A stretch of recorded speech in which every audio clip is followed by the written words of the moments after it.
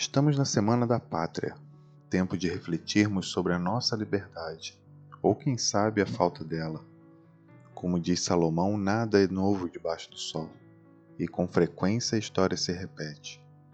Então, se você está aí, quem sabe, chateado com a situação de nosso país, sem esperança de realmente viver uma plena liberdade e independência, vem comigo, vamos tirar algumas lições da Palavra de Deus.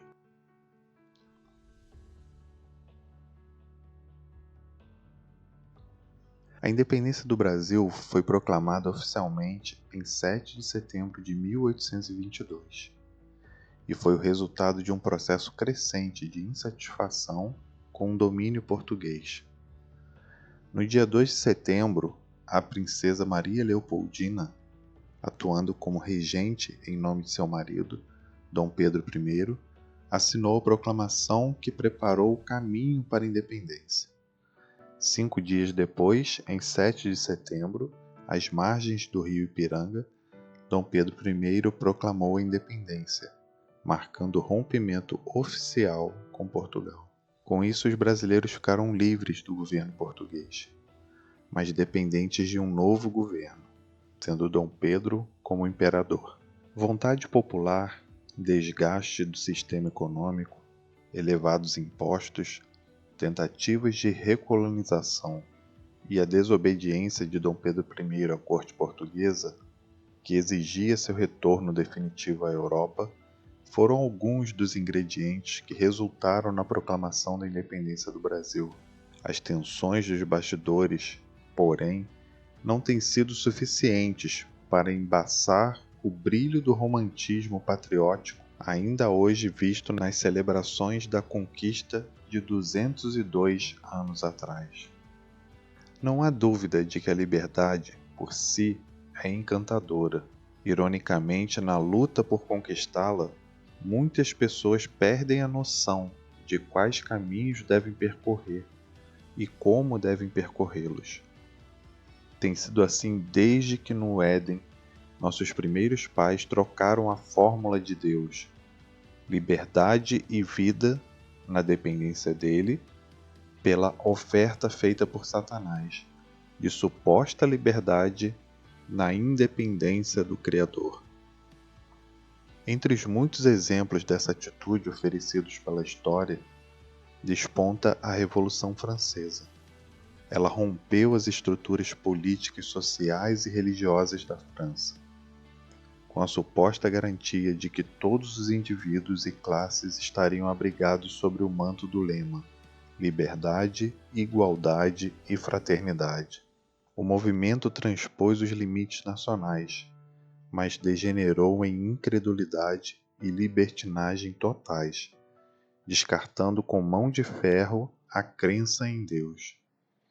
Nesse contexto, Jeanne-Marie Roland, ou Madame Roland, destacada ativista condenada e morta à guilhotina em 1793, teria dito: Ó liberdade, quantos crimes se cometem em teu nome!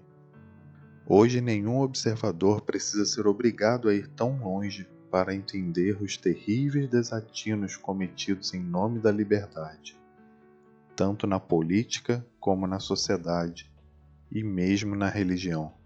A descrença em Deus ainda ecoa nas elaborações científicas e nas ideologias humanistas.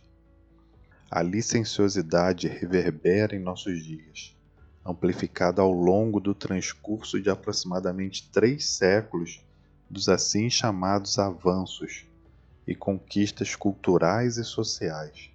Entretanto, a parte de Jesus Cristo, que é a verdade personificada no coração, toda liberdade é falsa.